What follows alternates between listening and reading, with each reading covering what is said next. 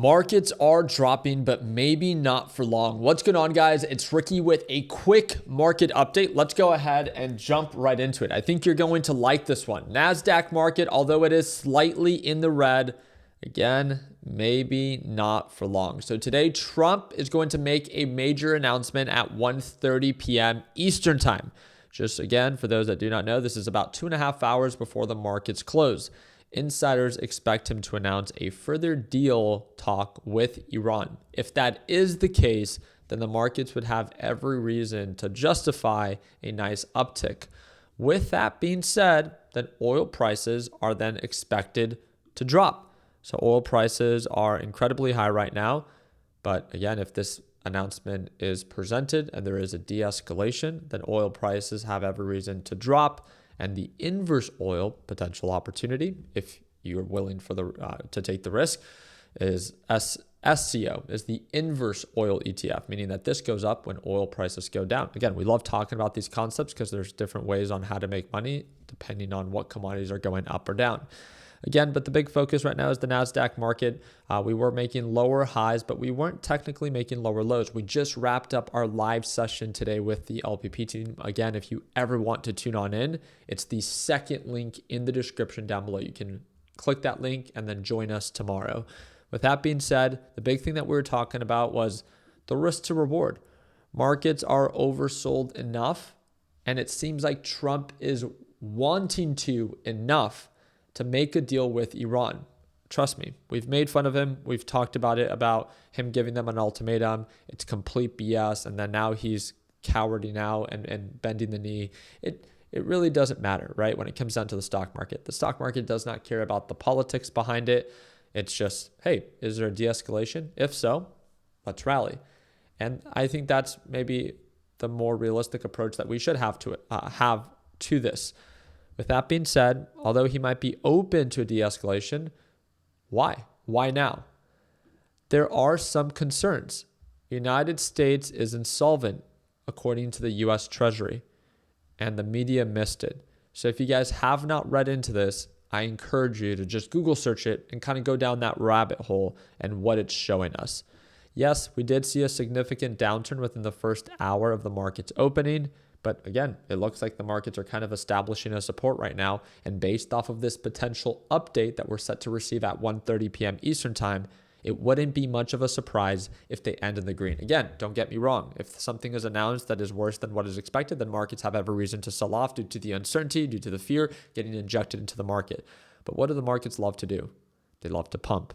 And Trump is really good at pumping the markets based off of shedding light on, positive outlook in our economy. So we'll see how markets react. Also wanted to update you guys. It says that U.S. Q4 labor cost rises 4.4%, crushing the expectation of 3.5%. Rate cuts are not happening anytime soon. That is not necessarily bullish for the market. On top of that, we also got a report today, and that was the PMI report. We caught this one during today's live trading session, and it shows that the PMI actually came in worse than what was expected, 51.1 versus expectation of 52. But then overall manufacturing PMI came in at 52.4 versus expectation of 51.5. So relatively pretty flat. With that being said, what is the biggest concern? So again, providing an update on this, Iran's new supreme leader has agreed to negotiate with the U.S. according to an agreement. So again, maybe this is the update that we're going to hear more about at 1:30. Because again, if that is the case and they are feeling the pressure to make a deal, regardless if we like the way and the manner in which they did it, if the market gets the deal, that's all the market cares about. So again, if that's all the market cares about, then realistically, maybe that's all that we should care about as well. Why could there be some external pressure for the Trump administration to make a deal? Is it oil prices? Possibly. We're all paying more at the pump. Oil prices are going to contribute to higher inflation. That's not good for the Federal Reserve if we want them to cut rates. Okay. Maybe it's just because tensions in the Middle East. Definitely. Could be that. But the big concern, 30-year mortgage, 30-year treasury, or 10-year for the 10-year benchmark is now officially hitting 7%. On top of that, US 20-year note is back above 5, less than 24 hours after Trump said that peace talks were underway. The threat of 7% mortgages and $4 gas prices has become a reality. The bond market says the war is unsustainable. This, in my opinion, is the more pressing issue. Let me explain. Lower rates for everyone is normally ideal, especially for our current government. Do you guys know what our current deficit is? $39 trillion. And a handful of that is needed to be refinanced pretty soon. Would you want to refinance your house at a higher interest rate? No. No one with common sense would want to pay more in interest payments if they don't have to. So again, the US is no different. They pay interest on the money that they borrow. And as of right now, that interest would be greater than what they are currently paying. They want lower. That's why Trump has been begging the Federal Reserve to cut rates. It has become a pressing issue.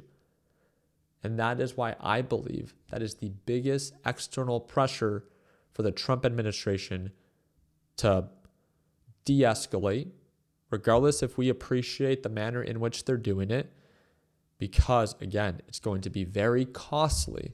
We're talking about trillions of dollars that we pay in interest payments alone because of the money that we have to borrow, and we want to do it at a cheaper rate. We can't do it at a cheaper rate when our treasuries are record high. We want them to be lower so we can refinance at a lower rate. Just like we want cheaper rates, they want cheaper rates. And that's what I wanted you to understand. As of right now, again, the big focus during today's live trading session was don't be afraid to short the market intraday, but be cautious. Markets are ready to skyrocket. I've closed all of my shorts, even the SQQQ position that I carried overnight. I only carried $30,000 worth of SQQ, and I took profits right away. I made $700. It wasn't anything crazy, and I've taken a small position to go long. I'm up about $700 on that. Again, I'm still uncertain, and that's the thing that I want to make sure that we all understand is that markets are oversold and they're primed for a potential good announcement at 1:30 p.m. And if they do, they have every reason to recover. But there's always the but. What if things do get worse? And there is no announcement, they don't save the market, and it goes lower.